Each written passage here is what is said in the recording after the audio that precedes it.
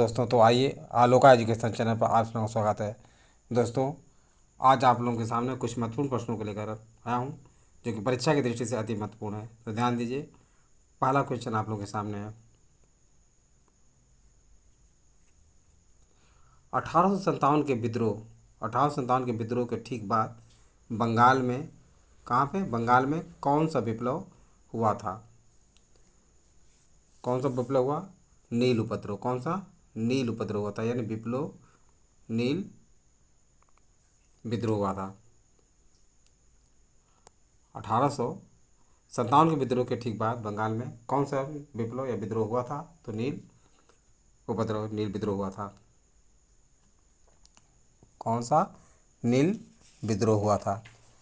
तो ध्यान रखिए दोस्तों, 1857 के विद्रोह के ठीक बाद बंगाल में नील विद्रोह कब हुआ था? 1859-60 में। कब? 1859-60 ईस्वी में नील विद्रोह हुआ था।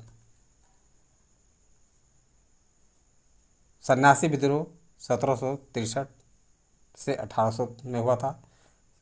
सन्यासी विद्रोह, सन्यासी विद्रोह कब हुआ था? 1763 से 1800, यानी 1763 ईस्वी से 1800 ईस्वी तो चला था। संथाल विद्रोह 1855 से 66, यानी संथाल विद्रोह 1855 से 66 ईस्वी तक चला था। संथाल विद्रोह कब हुआ था? 1855 से 66। तथा पावना उपद्रव जो है 1873 से 76। 1873 से 76 पावना, कौन विद्रोह? पावना विद्रोह 1873-76 में हुआ। जबकि नील विद्रोह की शुरुआत बंगाल के कहाँ से? बंगाल के नदिया जिले, बंगाल के नदिया जिले, बंगाल के नदिया जिले के गोविंदपुर गांव से हुई। ये ध्यान रखें दोस्तों, नील विद्रोह की शुरुआत जो है कहाँ से हुई? बंगाल के नदिया जिले के गोविंदपुर ग्राम से शुरू हुई। एक नील उत्पादकों के दो भूतपूर्व कर्मचारी, कौन? दिगंबर विश्वास तथा विष्णु विश्वास। दिगंबर विश्वास और विष्णु विश्वास। कौन? दिगंबर विश्वास और विष्णु विश्वास। दिगंबर विश्वास और विष्णु विश्वास के नेतृत्व में वहाँ के किसान एकजुट हुए तथा उन्होंने नील की खेती बंद कर दी। यह नील आंदोलन के इतिहास में अपनी मांगों को लेकर किए गए आंदोलन में सर्वाधिक व्यापक और जुझारू विद्रोह था। बंगाल का नील विद्रोह शोषण के विरुद्ध किसानों की सीधी लड़ाई थी। यानी नील विद्रोह क्या था? किसानों की सीधी लड़ाई किससे थी? शोषण के विरुद्ध लड़ाई थी। बंगाल के वे काश्तकार जो अपने खेतों में दोस्तों चावल की खेती करना चाहते थे, लेकिन उन्हें यूरोपीय नील बागान मालिक नील की खेती करने के लिए मजबूर करते थे, बाध्य करते थे। नील की खेती से इनकार करने वाले किसानों को नील बागान मालिकों के दमन चक्र का सामना करना पड़ता था। सितंबर 1859 में उत्पीड़ित किसानों ने अपने खेतों में नील न उगाने का निर्णय लिया। कब? 1859 में पीड़ित किसानों ने अपने खेतों में नील की खेती करने का निर्णय नहीं किया, यानी नील की खेती करने से मना कर दिया।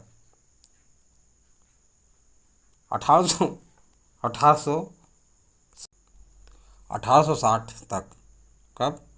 1860 ईस्वी तक, 1860 तक नील आंदोलन नदिया पौना खुलना, कहाँ कहाँ? नदिया पौना खुलना, नदिया पौना खुलना, ढाका, मालदा, दिनाजपुर, ढाका, मालदा, दिनाजपुर आदि क्षेत्रों में फैल गया। किसानों की एकजुटता के कारण बंगाल में 1860 तक सभी नील कारखाने बंद हो गए। कब? 1860 तक दोस्तों ध्यान रखिए, सभी नील कारखाने क्या हो गए? बंद हो गए। सभी नील कारखाने बंद हो गए। बंगाल के बुद्धिजीवी वर्ग ने अखबारों में अपने लेखों द्वारा तथा जनसभाओं के माध्यम से इस विद्रोह के प्रति अपने समर्थन का व्यक्त किया। इसमें हिंदू पैट्रियाट के संपादक हरिश्चंद्र, किसके, हिंदू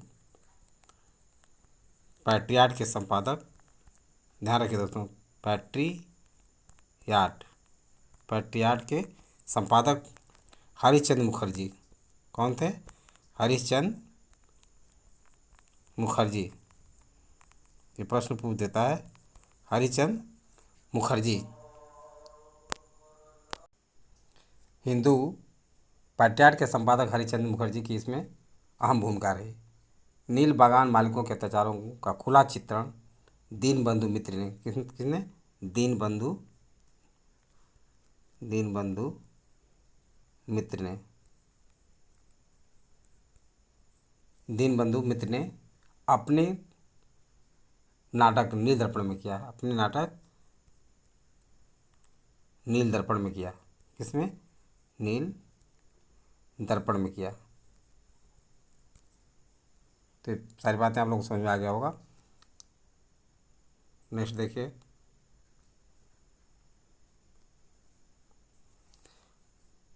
नील किस्कों की दुर्दशा पर लिखी गई पुस्तक नील दर्पण के लेखक कौन थे।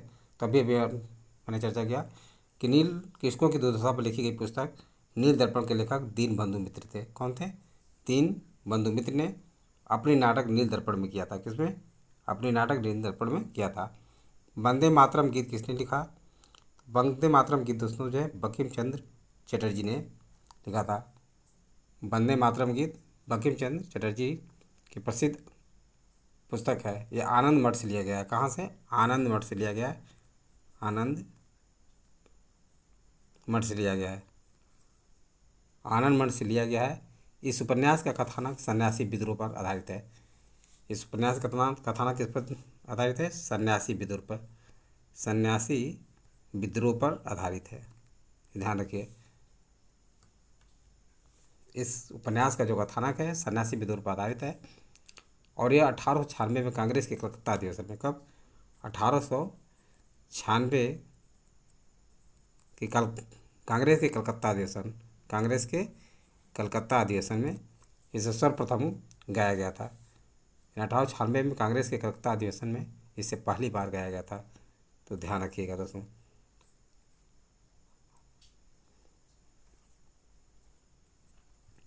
नेक्स्ट देखिए, आनंद मठ उपन्यास की कथा वस्तु आधारित है किस पे, सन्यासी विद्रोह, अभी जैसे कि मैंने बताया।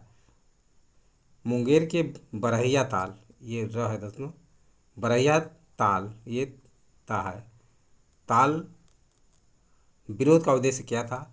तो बरहिया ताल विरोध का उद्देश्य बकास्त भूमि की वापसी की मांग थी। क्या थी, बकास्त भूमि की वापसी की मांग थी। 19वीं शताब्दी के दौरान होने वाले बहावी आंदोलन का मुख्य केंद्र था, कहाँ था, पटना था।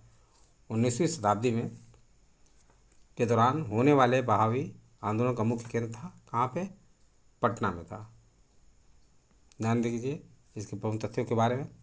अंग्रेजी प्रभुसत्ता को सबसे सुनियोजित तथा गंभीर चुनौती बहावी आंदोलन से मिली। किससे, बहावी आंदोलन से मिली। अंग्रेजी प्रभुसत्ता को सबसे सुनियोजित तथा गंभीर चुनौती किससे मिली थी, बहावी आंदोलन से। किससे, बहावी आंदोलन से मिली थी, जो 19वीं शताब्दी के चौथे दशक से 7वें दशक तक चलता रहा। रायबरेली के सैयद अहमद, कहाँ के, रायबरेली के सैयद अहमद, ध्यान रखिए दोस्तों, सैयद अहमद,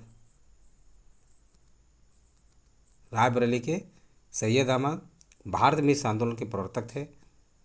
वह अरब के अब्दुल बहाव से, किससे, अरब के अब्दुल बहाव से, अरब के अब्दुल बहाव से प्रभावित हुए, परंतु अधिक प्रभाव ने दिल्ली के एक संत शाह बलीउल्लाह का था। क्या था, शाह बलीउल्लाह, ये दिल्ली के थे,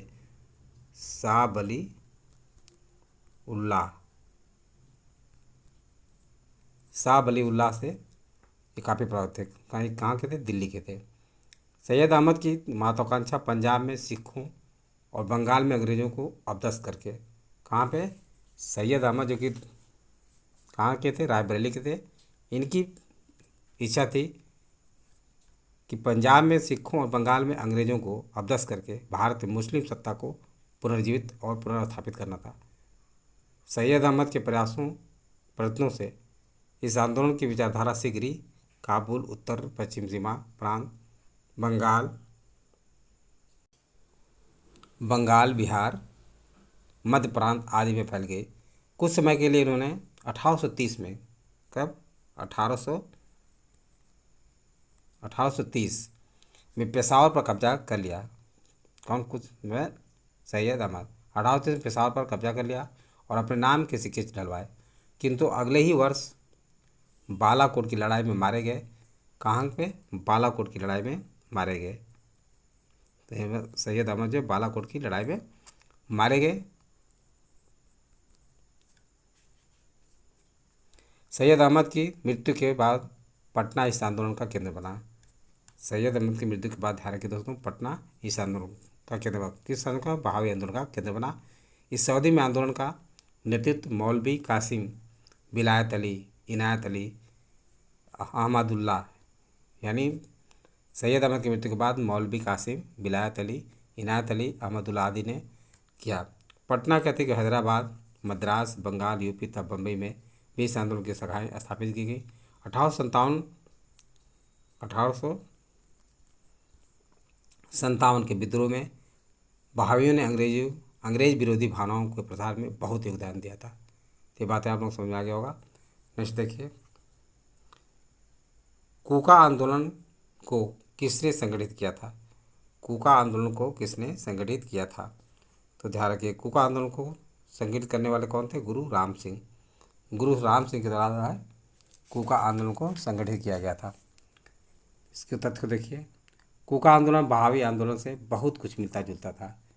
यानी जो बहावी आंदोलन था सैयद अहमद के द्वारा भारत में जो शुरू किया गया था, ये कूका आंदोलन से काफ़ी मिलता जुलता था। दोनों धार्मिक आंदोलन के रूप में आरंभ हुए, किंतु बाद में ये राजनीतिक आंदोलन के रूप में परिवर्तित हो गए। ये तो इनकी शुरुआत धार्मिक आंदोलन से हुई, परंतु ये बाद में चक्र क्या हुए? राजनीतिक हो गए, जिसका समान उद्देश्य अंग्रेजों को देश से बाहर निकालना था। किसको? अंग्रेजों को देश से बाहर निकालना था। पश्चिम पंजाब में कूका आंदोलन। कहाँ पे? पश्चिम पंजाब में कूका आंदोलन। पश्चिम पंजाब में कूका आंदोलन की शुरुआत कब की गई थी? 1840 में। कब? 1840 में की गई थी। और किसके द्वारा की गई थी? भगत जवाहर मल द्वारा। भगत जवाहर मल के द्वारा।